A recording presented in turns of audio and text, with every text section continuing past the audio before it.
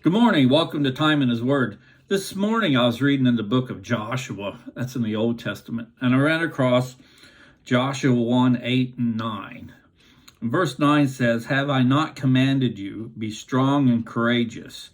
Do not tremble or be dismayed, for the Lord your God is with you wherever you go." And I was reading that, and I got to thinking about an old movie.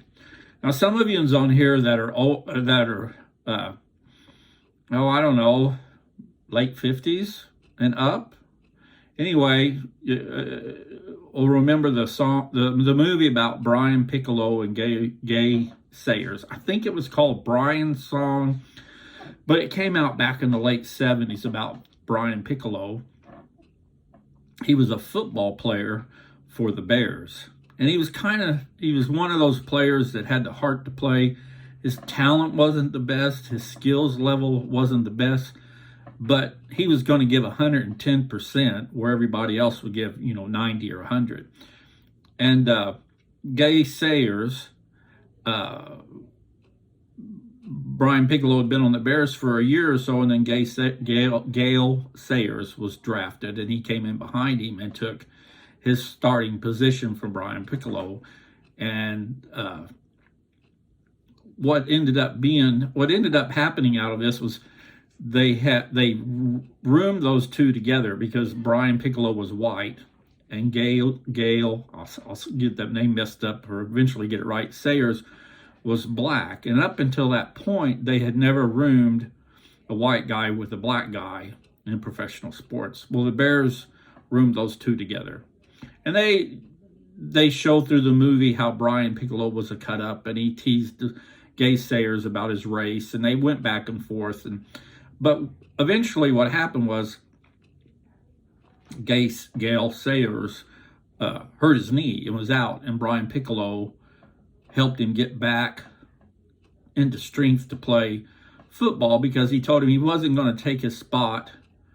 I think they played running back or fullback, but they played on offense in the backfield. He wasn't going to take his spot because Gale Sayers wasn't 100%. He was going to take his spot from him because he would be that. He didn't want the spot given to him. But as the movie goes on, it shows this deep, strong friendship these two guys have and how they're there for each other.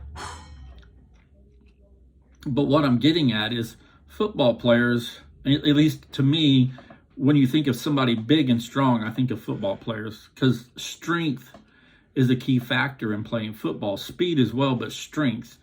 And if you see some of the players outside of their pads and that, they're massive and that's what they work on to be strong. And that's what I think that this verse means to be when it says be strong and courageous.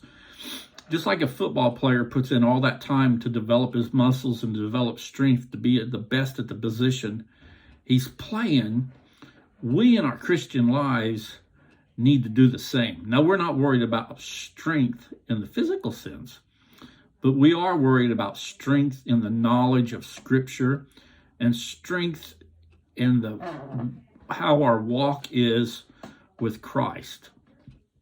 And then where it says, and then I like it says, and be strong and courageous. All through that movie, it shows after Brian Piccolo gets diagnosed with cancer, he doesn't give up. He's still talking about next year coming back and making the team. He's still talking about life going on. He doesn't give up. And that's the second part of that. He has the strength, but you can see the strength dwindling as the cancer takes more and more hold of him. But how courageous he is doesn't wilter. It stays strong throughout the movie, even until he draws his last breath. And I've never really thought about that till this morning when I was putting this message together.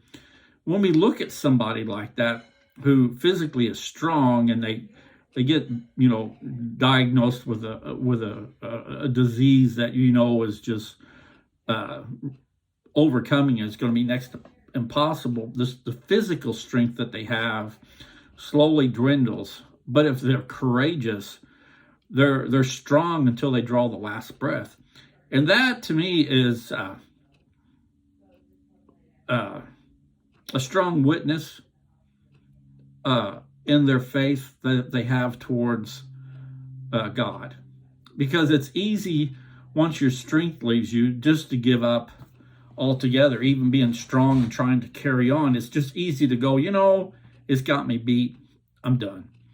But I've heard people that even though they're diagnosed and the treatments have wore them out and beat them down and they're tired, and they'll tell you, it's getting the best of me, I'm tired, but I'm going to keep fighting, which amazes me, because it would be so easy just to roll over and say, I've had enough. But there's something inward that drives them. And we need, as Christians, we need to get that inward drive that somebody who is sick like that has and displays for those around them. We need to get that strength that they have and that encouragement for others, because even as a Christian, up to your last breath, you can make a difference in somebody's life. You might not know about it. It might happen after something happens to you. But if you show that strength, that inward strength that God gives us to carry on when things are down and out, and we just don't feel like going on, we display that inward strength like that, we can have an impact on people. So, and the other thing is, at one point in the movie, the doctor was going to do a surgery, and they didn't tell Brian about it. And Gale Sayers got onto the doctor. He said, you can't come in and throw something like that on a football player. They mentally got to be prepared for a game. And this is what he's taking this as a game. And he's working to stay in the game. And it's the same with the way we need to develop our study skills in the Bible. I'm going to read these two verses together, and then I'm going to close out. This book of law, this is in Joshua, the first chapter, verses 8 and 9. This book of the law shall not depart from your mouth, but you shall meditate on it day and night, so that you may be careful to do according to all that is written in it. For then you will make your way prosperous, and then you will have success. Have I not commanded you? Be strong and courageous. Do not tremble or be dismayed, for the Lord your God is with you wherever you go. Just think about that today.